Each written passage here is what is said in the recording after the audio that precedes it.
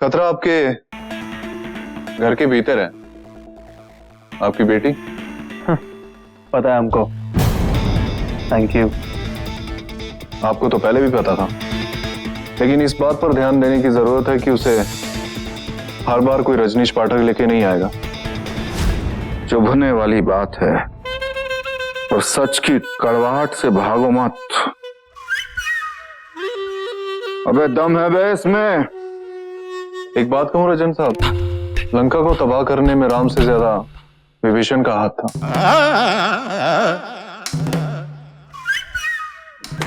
क्या बात है। पहली बार हो रहा है कि हम किसी को सुना नहीं रहे हैं, उससे सुन रहे हैं।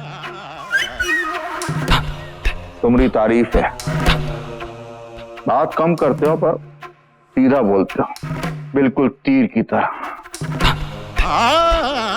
एकदम निशाने पर। हाँ? क्या बेटिया, क्या बात? पापा, जिस इंसान की वजह से मैं घर वापस आई, जिसकी वजह से आप लोग इतना खुश है, उसकी खातिरदारी करने का मौका मैं अपने हाथ से कैसे जाने दूं? तुम्हें परेशान होने की जरूरत नहीं है, या अपने कमरे में। नहीं पापा, इनके लिए खाना मैं ही निकालूंगी। वो क्या है ना, सर्व करने की आदत इन्हीं से सीखी है मैंने। Am I right, mister Rajneesh? Mister Rajneesh, congrats. मेरे पापा के कुत्तों के झुंड में आप भी शामिल हैं।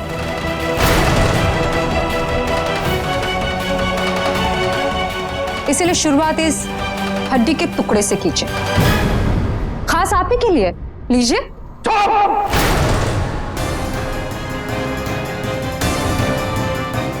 क्या बोल रही? एक लफ्ज भी बोला ना, उल्टे हाथ का खींच के मारा या वहां जाके गिरेगी। घर आए मेहमान से कोई ऐसी बात करता है, यही सिखाया मैंने। बेटी किसकी हूं? मैं अच्छे से जानती हूं कि आप किससे कैसे पेश आते हैं। आप इसे बहुत कुछ सीख रहे हो पापा। मैं जानती हूं किसको कितनी इज्जत देनी चाहिए। चुप साली। तुम तो चुप ही रहो समर, एकदम चुप।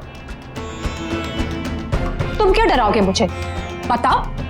और इस बार कौन सी नई धमकी देने वाले हो? जान से मारोगे? हाँ, मुझे मरने से कोई डर नहीं है। उस दिन बड़ी बहादुरी दिखा रहे थे कि हाँ, मैंने मारा है निमाई को, मैंने। अगर यही बात मैंने पुलिस को जाके बताई ना, तो सलाखों के पीछे दिखोगे। गिरफ्तार होते ही तुम्हारी ये सारी बहादुरी निकल जाएगी। इसलिए तुम तो चुप ही रहना। मिस्टर रजनीश, मुझे पूरा यकीन है कि ये केस आप ही लड़ेंगे, लेकिन सिर्फ हारने के। Am I right?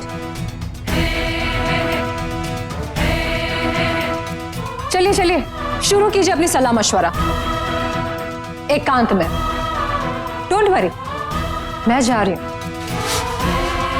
मैं आप लोगों को डिस्टर्ब नहीं करूंगी। और हाँ, मिस्टर रजनीश पाठक, इन्हें दीजिए अपनी एडवाइस, कीमती लीगल एडवाइस। एडवांस की फिक्र मत कीजिए, मिलेगा, और इतना मिलेगा कि पूरी जिंदगी अपनी दुम इनके आगे हिलाते रहोगे।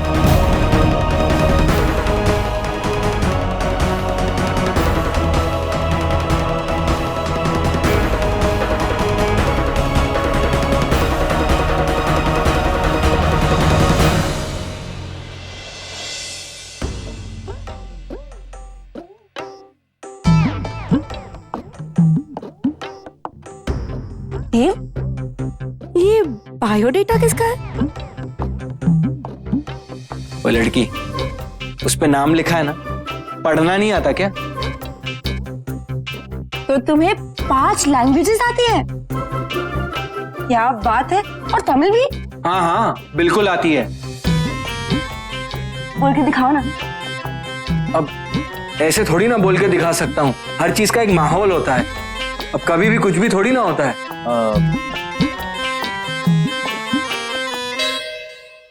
ठीक है, अब इकडे तिकडे स्त्रियांसाठी आम्ही सोनार बांगला बाबूमुशा है, मैं तेनु समझामा चक दे हडीप्पा, बोला ना इतने सारी भाषा में। और तमिल तो मेरे हार्ट के बॉटम में बसी। तमिल? एंडम लाडरम वड़बड़म एंड सीवी मेकड़म। अच्छा अच्छा ठीक है, माना कि तुम्हें तमिल आती है, लेकिन ये क्या है? Hotel management with DC? क्यों? पत्राचार से भी तो कर सकते हैं, वो क्या कहते हैं उसे? हाँ हाँ, करस्पॉन्डेंस बिल्कुल कर सकते हो। इसका मतलब ये हुआ कि तुम्हें कंप्यूटर्स की तो बड़ी नॉलेज होगी, है ना? अरे यार, ये मेरा लैपटॉप बड़ा स्लो चल रहा है और हैंग भी बहुत होता है, चेक करो ना। वो क्या है कि हमें कंप्यूटर की तो बड़ी नॉलेज है, लेकिन लैपटॉप की नहीं। और ये तुम्हारा लैपटॉप है ना, ये वैसे भी स्लो ही चलेगा, इसमें चेक क्या करना है? कितना फेंकते हो ना तुम। अरे कुछ तो बचा के रखते, अपने सीवी तक को नहीं छोड़ा तुमने। सीवी बनाओ, सीबीआई मत बिठाओ इस पे, बनाओ। ठीक है, बनाती हूँ। जिद्दी है, हमारी गलती। बड़े लाड़ प्यार में पाला था दुनिया को, अभी वो नहीं सुनेगी, ना हमारी ना किसी और की।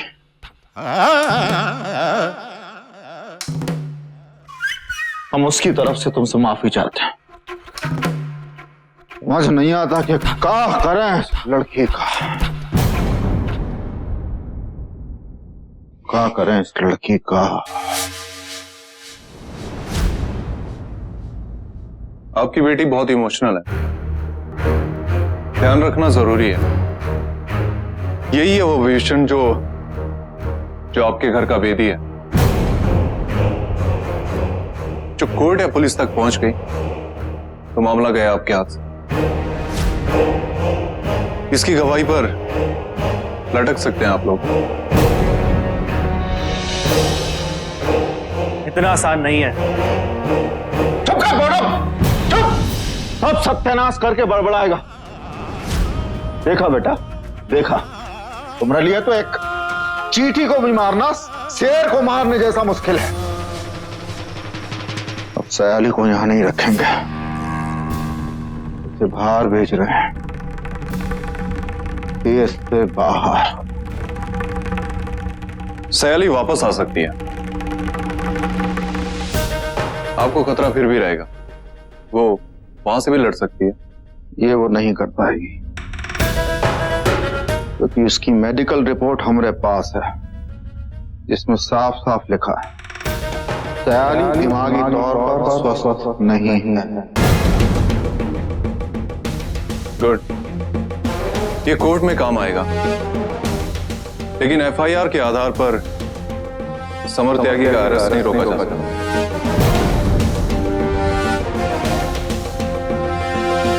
क्या करें?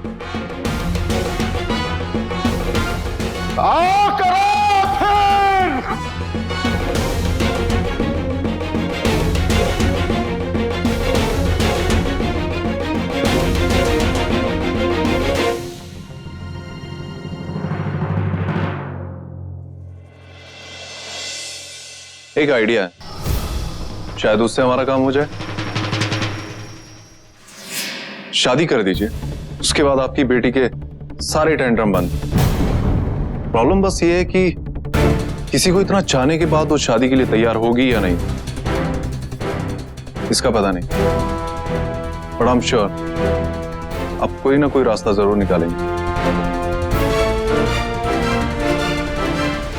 लो, अब ये क्या है? Horse riding?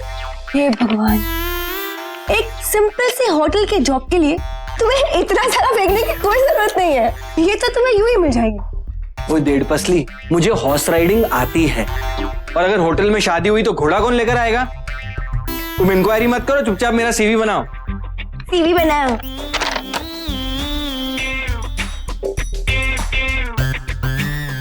सुनो, बाल लेटर में बनाना।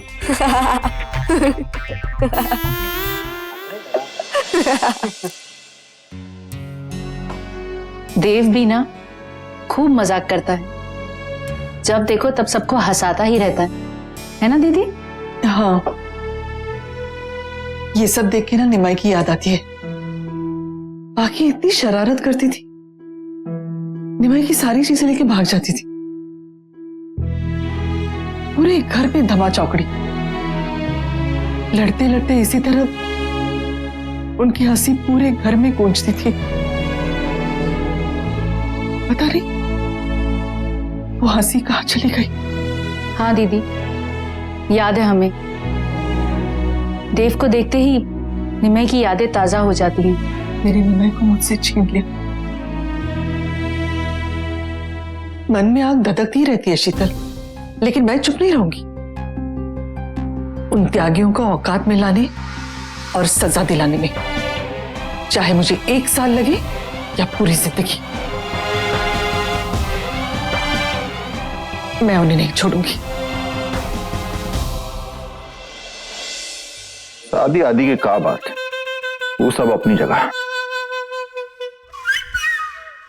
दरअसल मामला दोनों तरफ से उलझा हुआ है। दोनों तरफ से गर्दन हमरी फंसी है, कानूनी रूप से भी और हमरे अपने मामले में। अरे कोनो दूसरा रास्ता नहीं है इस मुश्किल से बाहर निकलने का, वो बताओ। दूसरा कोई रास्ता नहीं है। लॉयर हूं, मुझे दिख रहा है आप ही केस हार रहे हैं। राजन साहब, भूल जाइए कि मैं आपका लॉयर हूं। शहर का बड़े से बड़ा लॉयर भी इस केस में हाथ नहीं डालेगा, डरेगा कि आपकी बेटी कभी भी आप ही के खिलाफ बयान दे सकती है।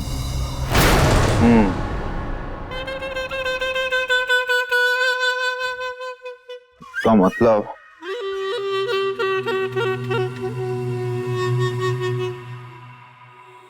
मामला गंभीर है। ये तो विश्वास है मुझ पे? क्या बात कर रहे हो नौजवान? अरे हम तो तुमरे कायल हो चुके हैं। अरे तुम तो हमारे शुभ चिंतक हो, तो तुमरी नहीं सुनेंगे तो किसकी सुनेंगे? बोलो बोलो। देखिए, अगर उसकी शादी हो जाती है तो उस बिना पे उसे गवाही से हटा सकते हैं, और उसके बाद हम अदालत में यह भी साबित कर सकते हैं कि उसके और निमाई के बीच में कुछ नहीं था, और अगर कुछ था तो वो इतनी जल्दी शादी करने को तैयार कैसे हो गई? राइट?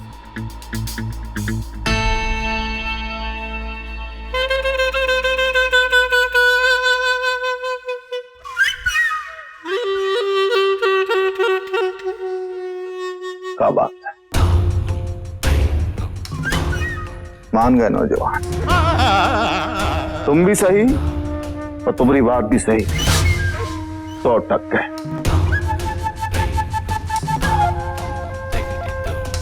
तो वकील बाबू, मामला अब भी उलझ रहा, अब उस तेरा पकड़ में नहीं आ रहा। शुरुआत कहां से करें ये समझ में नहीं आ रहा। अगर आप कहें तो हम सयाली से बात कर सकते हैं। क्यों?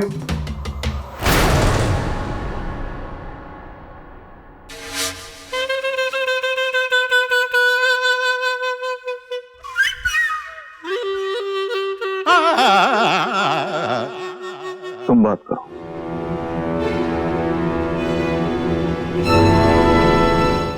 दीदी, रजनीश जी आए हैं आपसे मिलने। मुझे किसी से नहीं मिलना है, जाओ यहां से। सिर्फ 5 मिनट।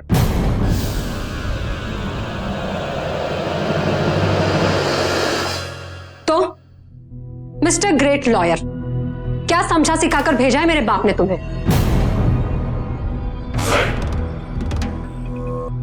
समझाने आया हूं। अच्छा, क्यों अपनी फैमिली को तकलीफ दे रही हो तुम? वो भी एक ऐसे आदमी के लिए जो इस दुनिया में है ही नहीं। जो हुआ भूल जाओ, फायदे में रहोगी। No, never. एंड प्लीज, आपको मेरे नफा नुकसान के बारे में सोचने की कोई जरूरत नहीं है। एंड हाँ, as I said before, I am not your client and you are not my lawyer. Is that clear? और हाँ, जिस इंसान की हत्या हुई है ना, वो कोई भी नहीं था। उसका नाम है निमाई राजहंस, जिसे मैं बहुत प्यार करती थी, प्यार करती हूं और हमेशा करती रहूंगी। मेरी जिंदगी का बस एक ही मकसद है, निमाई के हत्यारों को सजा दिलाना, फिर चाहे वो मेरी फैमिली हो, मेरा बाप या मेरा भाई क्यों ना हो। इमोशन में बहकर इंसान सिर्फ बेवकूफी करता है। कितने ढीठ इंसान हो ना तुम मिस्टर पाठक। इतनी इंसल्ट करने के बावजूद भी दम हिलाते चले आए। कोई कसर रह गई हो तो बता दो, उससे भी पूरा कर देती हूँ। That's enough. सीधी बात तुम्हें समझ में नहीं आती ना? ठीक है, शायद रजनीश पाठक की लैंग्वेज तुम्हें बेटर समझ में आए। अब तक तुमने जितनी भी बदतमीजियां की हैं, मैं तुम्हें 24 घंटे देता हूं, आकर सबके सामने माफी मांगो, वरना आगे तुम अपनी बची हुई जिंदगी जिस तरह से जियोगी, तुम्हें उस पर खुद भी शर्मिंदा होना पड़ेगा। Oh, just shut up and get lost.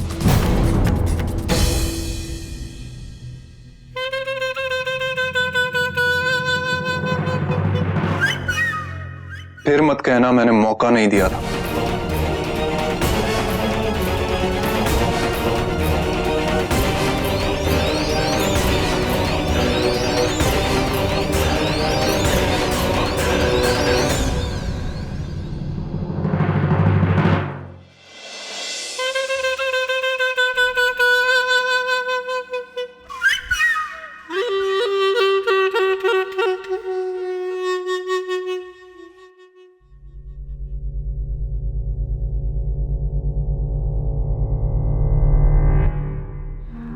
बहुत जिद्दी है, मानने को तैयार ही नहीं।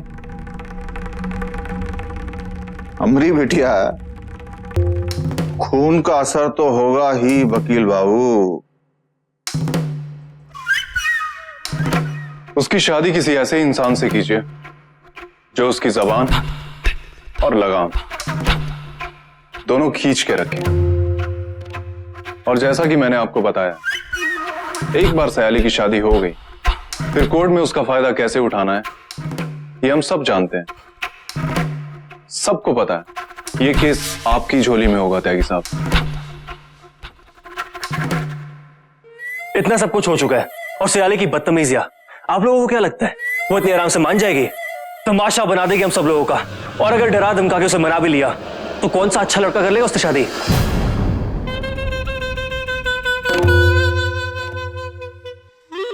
लड़का ढूंढ लिया हमने और वो राजी भी हो जाएगा।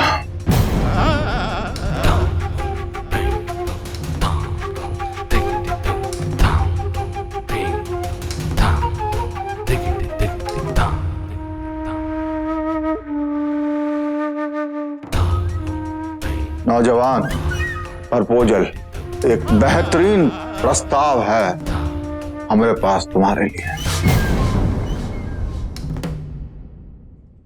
और हमें यकीन है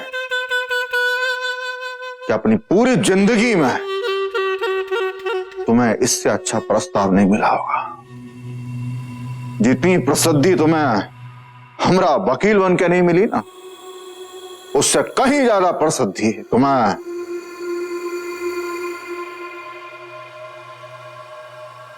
हमारा दामाद बन के मिलेगी।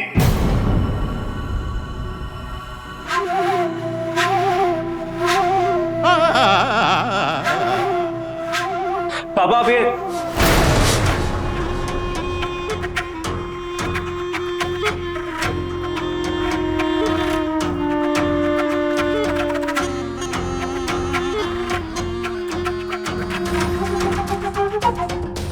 क्या सोच रहे हो यार? अरे सोच सोच के अपनी खुलती हुई किस्मत पर ताला मत लगाओ। रजन त्यागी का दामाद बनना मतलब इंद्र का सिंहासन मिलना। नहीं नहीं नहीं,